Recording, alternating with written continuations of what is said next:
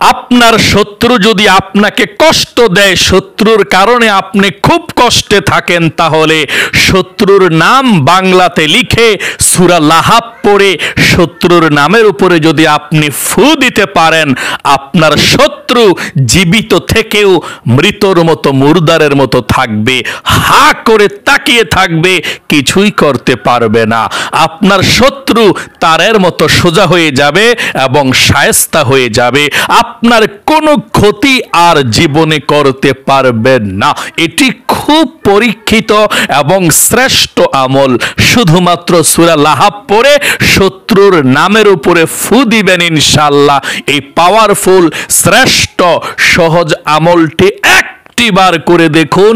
আপনার যত শত্রু আছে সব শত্রুকে একে একে করে আপনি মৃতর মতো, মুর্দারের মতো একেবারে বানিয়ে ফেলতে পারবেন। তারা জীবিত থেকেও মৃতর মতো থাকবে, আপনার কোনো ক্ষতি করতে পারবেন না। তাহলে প্রিয় দিনী ভাই এবং বোনেরা, আপনারা যদি শত্রুর কারণে কষ্ট পান, আপনাদের যদি অনেক বেশি শত্রু থাকে, অবশ্যই এই ভিডিওটা আজকে আপনি দেখবেন এবং সুন্দর করে নিয়ম কানুনটা জানবেন ইনশাআল্লাহ। এরপর থেকে আপনার শত্রু আপনাকে কষ্ট দিতে পারবেন না। আমরা অনেকে আছি, আমাদের ভালো দেখলে, আপনার ভালো দেখলে শত্রুর গা জ্বলে, সহ্য করতে পারে না। তাই অবশ্যই আপনার শত্রুকে শায়েস্তা করতে আমলটি শিখে রাখুন ইনশাআল্লাহ। কোরআনুল কারীমের মধ্যে আল্লাহ রাব্বুল আলামিন সমস্ত সমস্যার সমাধান রেখে দিয়েছেন, কিন্তু আমরা নিয়ম কানুনটা জানি না। আজকে নিয়ম কানুনটা আপনাদেরকে বলে দেব। কোরআনুল কারীম সকল সমস্যার যে সমাধান আল্লাহ রেখে দিয়েছে, আল্লাহ সে কোরআনুল কারীমের মধ্যে আল্লাহ বলেন, ওয়ানুনাজ্জিলু মিনাল কুরআনি মা হুয়া শিফাউ ওয়া রাহমাতুল লিল মুমিনিন। কোরআনুল কারীমকে আল্লাহ রাব্বুল আলামিন নাজিল করেছেন প্রত্যেকটি রোগের শেফা, ঔষধ, চিকিৎসা এবং মুমিনদের জন্য রহমত। সকলে বলি সুবহানাল্লাহ, আল্লাহু আকবার। এবং আল্লাহ রাব্বুল আলামিন বলেছেন কোরআনুল কারীমের মধ্যে সব সমস্যার সমাধান আল্লাহ রেখে দিয়েছেন। তাহলে প্রিয় দিনী ভাই এবং বোনেরা, যদি আপনি শত্রুর কারণে খুব বিপদের মধ্যে থাকেন, অনেক বেশি আপনাকে কষ্ট দেয়, আমলটি শিখুন। এক্ষুনি আমলটির কথা আমি বলে দিচ্ছি ইনশাআল্লাহ। শত্রুর নাম লিখে আপনি শত্রুর নামের উপরে তাব্বাত ইয়াদা সূরাটা পড়ে ফু দিয়ে দেখুন, শত্রু চিরতরে ধ্বংস হয়ে যাবে, আপনাকে কোনো কিছুই আর করতে পারবে না। বেঁচে থেকেও শত্রু মুর্দারের মতো হয়ে যাবে, এমন ধূলিসাৎ হয়ে যাবে, ধ্বংস হয়ে যাবে। আমলটি করতে হলে আপনি দিনে অথবা রাতে যেই কোনো সময় আমলটি করতে পারেন। সর্বপ্রথম আমলটি আপনি যখন করতে পারেন, নারী অথবা পুরুষ, ছেলে অথবা মেয়ে, যেই কোনো শত্রুর জন্য আপনি আমলটি করতে পারেন। শত্রুর যদি ক্ষতি হয়, আপনার কোনো গুনাহ হবে না। আপনি কোরআন দ্বারা আমল করতেছেন, আপনার কোনো গুনাহ হবে না। আপনি কুফরি কালাম করলে, মানুষের ক্ষতি করলে সমস্যা। আপনার ক্ষতির জন্য আপনি কোরআনের মাধ্যমে আমল করতে পারবেন, তদবির করতে পারবেন। তার যদি ক্ষতি হয়, আপনার সমস্যা নেই, এটার বিচার আল্লাহ করবে। আপনি আমলের মাধ্যমে আল্লাহর কাছে বিচার দিলেন। চলুন আমি আমলটির কথা বলে দিচ্ছি। দিন অথবা রাত যখনই আপনি মন চাইবে আমলটি করতে পারেন। তবে মহিলা মা বোনদের যখন মাসিক পিরিয়ড অবস্থায় থাকে, তখন আমলটি করবেন না। আপনি একবার শুধুমাত্র একজনের জন্য আমলটি করবেন। সর্বপ্রথম আপনি আমলটি করতে হলে সুন্দর করে ওযু করতে হবে। ওযুর শুরুতে আপনি বিসমিল্লাহির রহমানির রহিম পড়ে আপনি ওযুর প্রত্যেকটা অঙ্গ প্রত্যঙ্গগুলো সুন্দর করে আপনি ধৌত করবেন। ভালোভাবে ওযুটা আপনাকে সম্পূর্ণ করতে হবে। ওযুটা করার পর আল্লাহ রাসূল বলেছেন, কালেমাই শাহাদাত পাঠ করো। আকাশের দিকে তাকিয়ে শাহাদাত আঙ্গুলটা ইশারা দিয়ে আপনি যখনই ওযু করবেন তখনই কালেমায়ে শাহাদাত পাঠ করবেন। কারণ কালেমায়ে শাহাদাত যদি আপনি ওযু করার পরে পাঠ করেন, নবীজি বলেছেন আপনার জন্য আল্লাহ রাব্বুল আলামিনের 8 জান্নাতের দরজা খুলে দেওয়া হবে। 8 জান্নাত থেকে আপনাকে আহ্বান করতে থাকবে, আপনি যেই কোনো জান্নাতের দরজা দিয়ে জান্নাতের মধ্যে প্রবেশ করতে পারবেন। তাহলে ওযু করার পর যখনই ওযু করবেন তখনই আপনি উপরের দিকে তাকিয়ে শাহাদাত আঙ্গুল ইশারা দিয়ে আপনি এভাবে পাঠ করবেন, আশহাদু আল্লা ইলাহা ইল্লাল্লাহু ওয়াহদাহু লা শারীকা লাহু ওয়া আশহাদু আন্না মুহাম্মাদান আবদুহু ওয়া রাসূলুহু। এভাবে আপনি কালেমায়ে শাহাদাতরা পাঠ করবেন। কালেমায়ে শাহাদাতরা পাঠ করার পরে আপনি একটি পবিত্র জায়গাতে বসে যাবেন আমলটি করার জন্য। একটা সাদা কাগজ নেবেন, খাতা নেবেন, সাদা কাগজ নেবেন আর একটা কলম নেবেন। সাদা কাগজ এবং কলম নিয়ে সর্বপ্রথম কাগজের উপরে আপনি যে শত্রুর জন্য আমলটি করবেন শত্রুর মার নাম লিখবেন উপরে। শত্রুর মার নাম উপরে লিখবেন, তারপর নিচে লিখবেন শত্রুর নাম, নিচে লিখবেন শত্রুর নাম, উপরে শত্রুর মার নাম, নিচে শত্রুর নাম আপনি লিখবেন। লিখে এই কাগজটাকে আপনি সামনে রাখবেন, আপনার সামনে রেখে সর্বপ্রথম 1 নম্বরে, আমি আবারও বলছি, সাদা কাগজে উপরে শত্রুর মার নাম, নিচে শত্রুর নাম, যে আপনার শত্রু ক্ষতি করতে চায় তার নামটা লিখে আপনি কাগজটা, খাতার কাগজটা আপনার সামনে রাখবেন। লিখাটা লিখে আপনি সামনে রেখে প্রথমে 3 বার আপনি পাঠ করবেন এই ছোট্ট ইস্তিগফারটি এভাবে, আস্তাগফিরুল্লাহ রাব্বি মিন কুল্লি যামবি ওয়া আতুবু ইলাই। যদি আপনি পুরাটা পড়তে না পারেন কোনো সমস্যা নেই, এভাবে এক শ্বাসে একবার করে 3 বার পড়বেন। আস্তাগফিরুল্লাহ, এক শ্বাসে একবার, আস্তাগফিরুল্লাহ, আস্তাগফিরুল্লাহ। 3 বার পর্যন্ত আপনি প্রথমে ইস্তিগফার পাঠ করবেন, আস্তাগফিরুল্লাহ, একসাথে একবার, আস্তাগফিরুল্লাহ, আস্তাগফিরুল্লাহ, 3 বার ইস্তিগফার পাঠ করবেন। 2 নম্বরে নামাজের দুরূদ ইব্রাহিমটা আপনি 3 বার পাঠ করবেন। নামাজের দুরূদ ইব্রাহিমটা 3 বার পাঠ করবেন। এভাবে আমি একবার পাঠ করে দিচ্ছি, আল্লাহুম্মা সাল্লি আলা মুহাম্মাদিন ওয়া আলা আলি মুহাম্মাদ কামা সাল্লাইতা আলা ইব্রাহিম ওয়া আলা আলি ইব্রাহিম ইন্নাকা হামিদুম মাজিদ।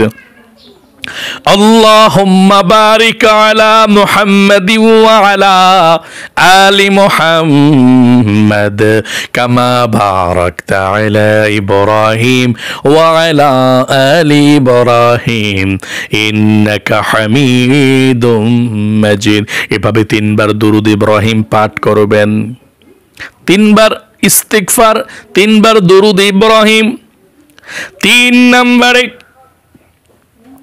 আপনি কাগজটাকে হাতে নেবেন, কাগজটাকে হাতে নেবেন, যে কাগজটা সামনে রেখেছিলেন কাগজটাকে হাতে নেবেন। কাগজটা হাতে নিয়ে আপনি সূরা লাহাব একবার পড়বেন, তাব্বাত ইয়াদা সূরাটা। কাগজটাকে আপনি এভাবে হাতে নেবেন, হাতে নিয়ে আপনি তাব্বাত ইয়াদা সূরাটা আপনি একবার পড়বেন এভাবে।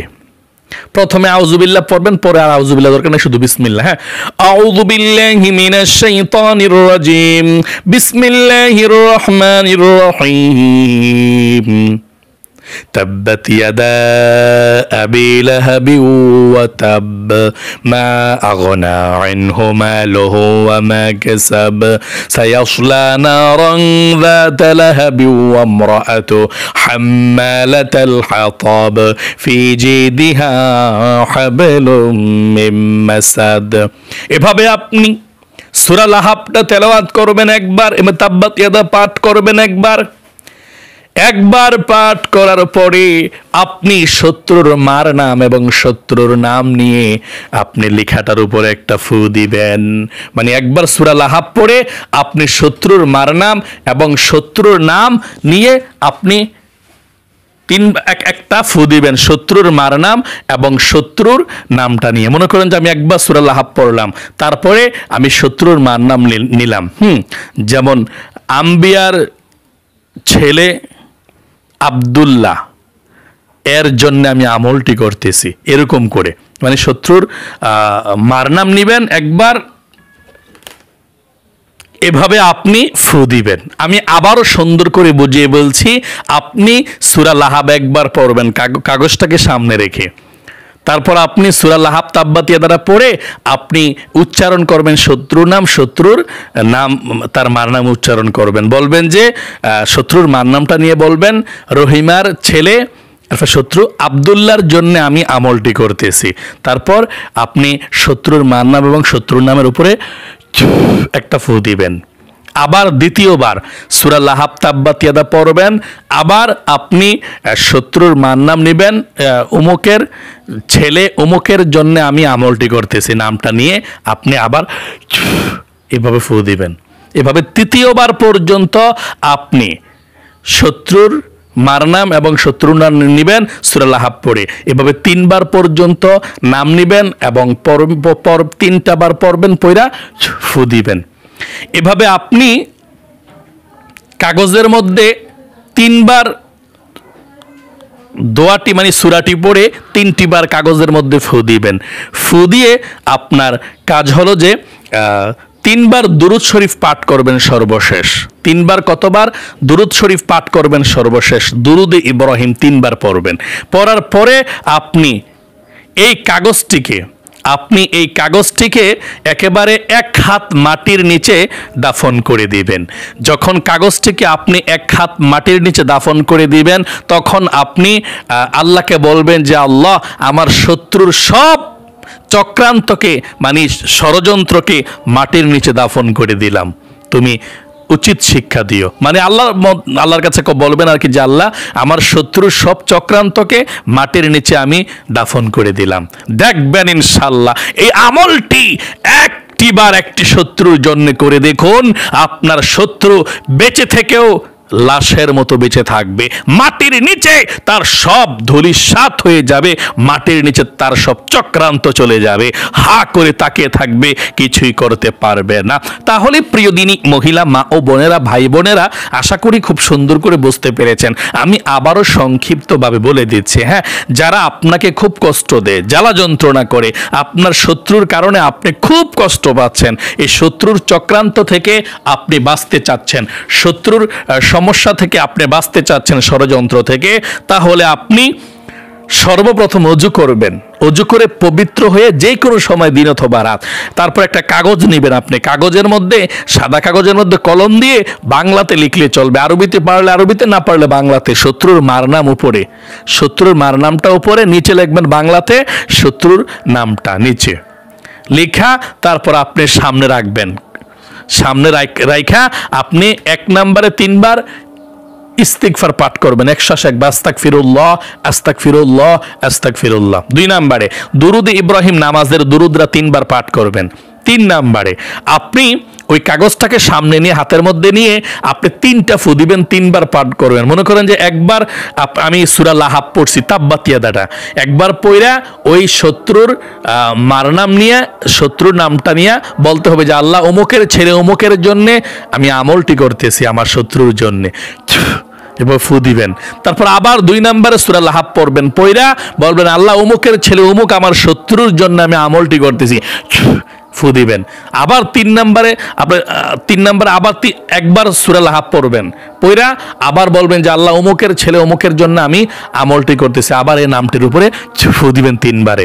তারপরে 4 নম্বরে আপনি 3 বার দুরুদ শরীফ পাঠ করবেন, সর্বশেষ 3 বার দুরুদ ইব্রাহিম, 3টি বার সূরাটি পড়ে 3 বার ফু দিয়ে নামগুলো নিয়ে আপনি 4 নম্বরে একেবারে দুরুদে ইব্রাহিম পাঠ করবেন। পাঠ করে আপনি এই কাগজটা যেটার মধ্যে ফু দিয়েছেন 1 হাত মাটির নিচে গেড়ে দিবেন, দাফন করে দিবেন, এবং মাটির নিচে রেখে দেওয়ার সময় আপনি বলবেন যে আল্লাহ আমার শত্রু অমুকের ছেলে অমুককে আমার শত্রু, তার সব চক্রান্তকে আমি মাটির নিচে গেড়ে দিলাম। আপনি আমলটি 1টি বার করে দেখুন ইনশাআল্লাহ। এই সূরা লাহাব শত্রু থেকে বাঁচার জন্য আল্লাহ রাব্বুল আলামিন নাজিল করে দিয়েছেন। আল্লাহ রাসূলকে যখন আবু লাহাব মারতে চেয়েছে, চক্রান্ত করেছে, আবু লাহাবের স্ত্রী সোয়াইবা যখন আল্লাহ রসুলকে চক্রান্ত করে মারতে চেয়েছে, আল্লাহ রসুল এই সূরাকে নাজিল করে দিয়েছে। এই সূরা নাজিল হওয়ার পরে আর কোনো কিছুই করতে পারে না, আল্লাহ হেফাজত করেছে। তাই অবশ্যই আল্লাহ তাআলা এই সূরার মাধ্যমে শত্রু থেকে আপনাকে অবশ্যই হেফাজত করবেন ইনশাআল্লাহ। বিশ্বাসের সহিত আপনি আমলটি করে দেখুন ইনশাআল্লাহ, অবশ্যই আপনি উপকার পাবেন। একবার আমি সূরা লাহাব পাঠ করছি, তারপর আমরা বিদায় নিয়ে চলে যাব। আপনি আমার সঙ্গে 1টি বার সূরা লাহাব পড়ুন, প্রত্যেকটি অক্ষরের বিনিময়ে 10টি সওয়াব পেয়ে যাবেন ইনশাআল্লাহ। আমার সঙ্গে বলুন, এইভাবে সূরা লাহাব পড়বেন। আউযু বিল্লাহি মিনাশ শাইতানির রাজিম, বিসমিল্লাহির রহমানির রহিম। তাব্বাত ইয়াদা আবি লাহাবি ওয়া তাব, মা আগনা আনহু মালুহু ওয়া মা কাসাব, সায়াসলা নারান যাতা লাহাবি ওয়া ইমরাআতু হাম্মালাতাল হাতাব, ফি জিদিহা হাবলুম মিন মাসাদ। এভাবে আপনি পড়বেন ইনশাআল্লাহ। ও হ্যাঁ, যারা দেখা আপনি পড়তে চান, মানে মুখস্থ সূরা লাহাব পারেন না, তাব্বাত ইয়াদা আপনি দেখেও পড়তে পারেন, কোনো সমস্যা নাই। একেবারে সহজ আমলটি। তাহলে প্রিয় দিনী ভাই এবং বোনেরা, আল্লাহ রাব্বুল আলামিন আপনাদের সব শত্রুদেরকে ধূলিসাৎ করে দিক, সব চক্রান্তগুলোকে আল্লাহ তাআলা ধ্বংস করে দিক, আপনাদেরকে বিজয়ী বানাক এবং আপনাদেরকে ভালো রাখুক, সুস্থ রাখুক, বিপদ আপদ থেকে, হিংসকের হিংসা থেকে আল্লাহ হেফাজত করুক, শত্রুর শত্রুমি থেকে আল্লাহ হেফাজত করুক। সকলে কমেন্ট বক্সের মধ্যে লিখবেন আমিন এবং ভিডিওতে একটি লাইক দিবেন। যারা কমেন্ট বক্সের মধ্যে আমিন লিখেছেন, ভিডিওতে একটি লাইক দিয়েছেন, আল্লাহ তাদেরকে দোয়া করি, তারা দোয়াতে অংশগ্রহণ করেছে, তাদেরকে তুমি ভালো রাখো, সুস্থ রাখো, মনের আশা পূরণ করে দিও, দিনের দিন অনেক উন্নতি করো, বিপদ আপদ থেকে হেফাজত করো, আমিন। আজ পর্যন্তই, আবারও অন্য কোনো ভিডিও দেখা হবে ইনশাআল্লাহ। সেই পর্যন্ত আপনাদের সকলের সুস্বাস্থ্য আল্লাহর কাছে কামনা করে আজ এখানে বিদায় নিচ্ছি। আসসালামু আলাইকুম ওয়া রাহমাতুল্লাহি ওয়া বারাকাতুহু।